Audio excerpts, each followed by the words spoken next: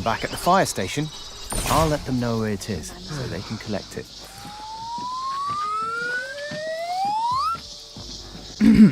Indie games are where it's at. If you're like me and are feeling a little exhausted with mainstream games as of late, don't feel like playing Far Cry 15 or Assassin's Creed 97, well, you're in luck, because I've compiled a list of 50 crazy-ass indie games for you. Today. Now! Some of these games are fully released, and quite a few are in progress. There's a list of Steam pages in the description where applicable, as well as Twitter links for devs who got them. And I'll also be linking more in-depth coverage of some games in the corner of the screen right up there. I ain't gonna waste any more of your precious time, so our first game today is Corpus Edax, which has you going... Corpus Edax is an action stealth immersive sim in the vein of Dishonored or Deus Ex, one which is based around melee combat with a focus on improvised weapons and kicking the fucking soul out of people. But there's also cool branching dialogue and a faction system and large and reactive play spaces. Look, right here, the player can't get into a room because there's an eye scanner, so they pick an enemy corpse up and scan their lifeless face to open the door. That's fucking sick. That makes me nut. We Kill Monsters is a project I've been following for a bit now, and while I don't know what the hell you actually do besides walk around stunning environments and rack focus at strange creatures, I'm really compelled to find out. I can only assume the title says it all. The dev has shown off a fraction of combat and exploration, and I'm into it, keeping it mysterious. Gloomwood. There's gloom. There's wood. There's oh my fucking Gloomwood is a horror immersive sim that combines the best of Thief and Resident Evil to create something wholly unique. It's available in early access already, highly recommended. I had a lot of fun, and you can actually see me play through it on Patreon. I'm sorry, I gotta pimp my shit out here at least a little bit. You can surmount Gloomwood's obstacles and traverse its expertly designed levels in a multitude of ways, whether it be stabbing, sleuthing, shooting, screaming, crying, running, peeing. I am scared of this game. Here's a question for you. Have you ever wanted to be an Isopod? If for some strange reason your answer was yes, Riley Neville is making the game for you. Transmutate into the Isopod body of your dreams and bounce, roll, and your way through the world to achieve whatever an Isopod strives to achieve. Smacking its body against wind chimes, perhaps. Here's a look at heretofore unnamed action game by dev Rootpilot from Twitter. It kind of looks like, I don't know, it's got flavors of Vanquish combined with Sunset Overdrive and Max Payne combined with I don't even fucking know what. The movement looks snappy and stellar. You can create grindable ropes with a gun. You can throw a sword at someone and kick it back again. There's all sorts of crazy tech on display over on Rootpilot's Twitter, and I cannot fucking wait to see how it all comes together. 10 out of 10, I live and breathe for creative and innovative action games, and Rootpilot's work seems right up that alley. Speaking of innovative action games, dev Pyrolith is putting together VA Proxy, a super compelling third-person action-adventure game about robots and more robots, where a robot deals with a massive cadre of surprising and challenging, you guessed it, robots. The traversal and combat looks cool as hell, but what I'm more excited about is exploring this weird world and uncovering all its unexpected interactions. Stuff like a giant climbable robo-snake sky god and a version of fast travel that's actually just you getting fucking chucked across the map at Mach 10. Crazy shit. Inventive shit. Really excited for this one. The Upturned is about a little man, and he runs like this. Are you sold yet? You should be. The Upturned is sort of like Luigi's Mansion in that you play as a guy that goes to a place, it's not really like Luigi's Mansion. Commandeer a small chubby man as he explores a hellish hotel to participate in platforming and physics-based puzzles and also running from the scariest shit ever. The Upturned's tonal sensibilities perfectly align with my own. It's ridiculous, hilarious, strange, and spooky. Give it a go. Jamphibian is about a funky frog fucking up fiends with customizable combos, tongue traversal, and rhythm-based action. All set in a world that looks like Jet Set Radio Frogture. When you're done doing the bad dudes dirty, find your nearest rail and ribbit. Listen to this fucking soundtrack.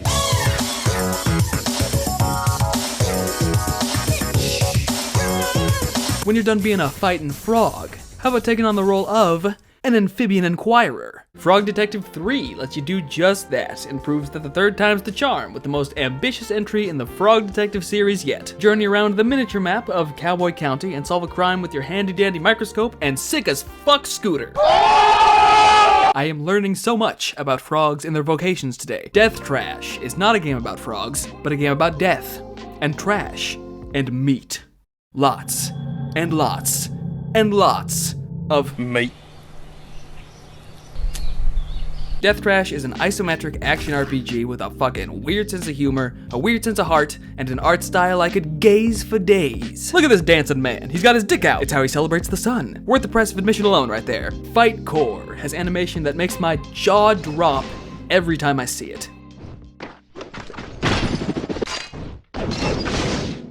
there is so much character and intensity packed into every frame of this fighter's movement, and I can't wait to throw down against a recreation of the dev's actual dog. He might not understand words, but he'll sure understand sign language.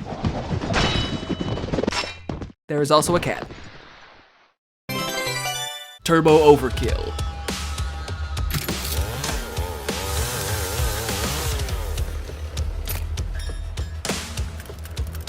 I need not show you more, but I'm going to anyway, because Turbo Overkill is turbo-tastic. Turbo Overkill is the fastest shooter I've ever played. It demands such attentiveness and such acute reflexes that I can only assume its pre-order bonus is going to be a small baggie of crushed up Adderall. The typical FPS sprint button is replaced with a chainsaw slide button that functions as both a speed boost and an attack, if that tells you anything. Move or die. Beton Brutal captures the same feeling as watching those videos of crazy-ass white people climbing buildings they should not be climbing. Go home! Take a nap, you fucking lunatics! This is a wicked difficult, white-knuckle platformer, perfectly suited for people like me who desperately need to overcome their fear of heights but are unwilling to actually go up on anything high because I'm not fucking insane.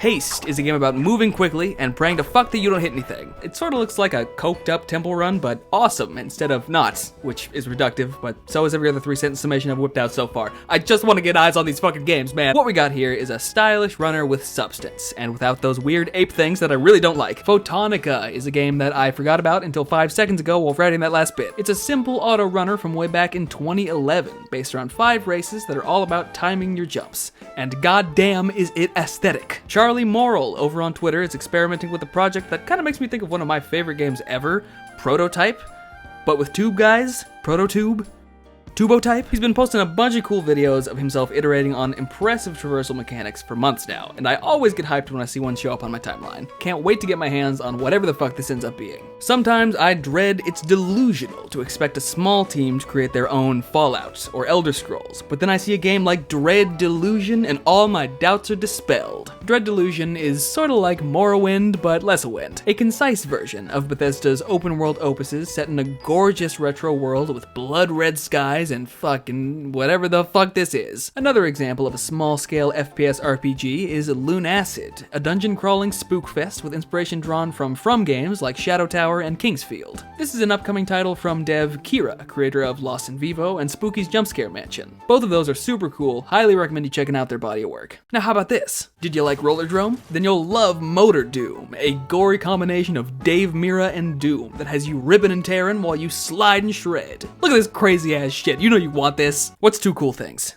Samurai. Unicorns. Samurai Unicorn. Samurai Unicorn is a third-person action horror game set in a very bleak cyberpunk dystopian future, which is a description that contains just about every word I need to turn in a fry with a fistful of cash. Now that we're already in the domain of PS1 retro-style horror games, let me introduce you to Labyrinth of the Demon King. This one's a truly unnerving first-person survival horror title inspired by feudal Japan. It's taking everything great about classic Silent Hill-era romps and adding the one thing they always needed: floppy bodies. Also short people to kick. Immersive sim number 3 today is Shadows of Doubt. This is a first-person detective game where you tackle procedurally generated cases in just about whatever way you want, whether that be playing it by the book and interviewing suspects, or sneaking into crime scenes, or straight up breaking down doors. The game takes place in procedurally generated cities that are so dense that you can go into every single room of every single building, as far as I can tell. The NPCs, all of which have the possibility of being a witness or a suspect or a perp, come equipped with full schedules that match up with the game's dynamic day-night cycle. There's a lot of shit going on here. The verdict is still out on if this game can truly achieve everything it's setting out to. This grand idea's success is not guaranteed beyond a shadow of a doubt, but the more I play of this intensely ambitious detective simulator, which is already available in early access, the more that doubt recedes into the dark recesses of my mind. There's a million crimes in this voxel city. Hopefully I can solve at least one of them, because I am not a good detective. I picked this option in LA Noire. You fuck young boys, Valdez. Are you a madman? Boomer shooter lightning round. The Last Exterminator has you mowing down hordes of filthy alien cockroaches after they invade your city.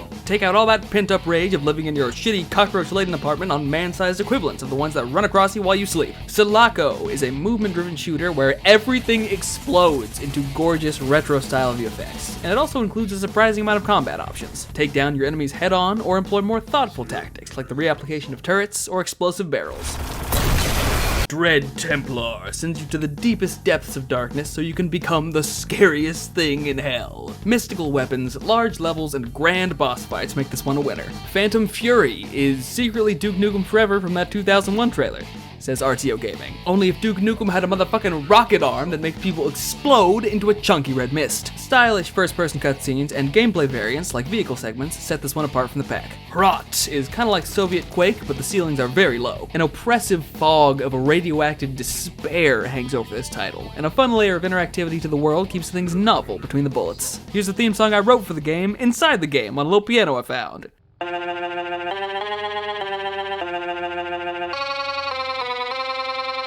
Meatgrinder. Might not exactly be a boomer shooter, but it's certainly a shooter where things go boom, so I'm gonna bring it up. Meatgrinder is a game where you're always moving forward, an on-rails FPS in which you're constantly locked into the most high-intensity action set pieces imaginable. It's an entire video game of Wolverine on that fucking bullet train, but if Wolverine had no fear of pain, and also shotguns, and also the boot from Dark Messiah. In fact, Meatgrinder might be the only product ever to improve on the Dark Messiah boot by attaching a grappling hook to it. So there's that. A foot-based grappling hook is so stupid that it loops back around to being awesome again very quickly. Loco Motive is a game so bold as to have its title be a pun, therefore it automatically deserves your respect and attention. Investigate a mysterious murder aboard a treacherous train fraught with intrigue and deception. Hollowbody is riding that resurgent wave of classic horror in the vein of Silent Hill. Silent Hill 3 in particular. And my god, the footage just speaks for itself. This game is looking to be anything but hollow, dense with style and atmosphere to spare.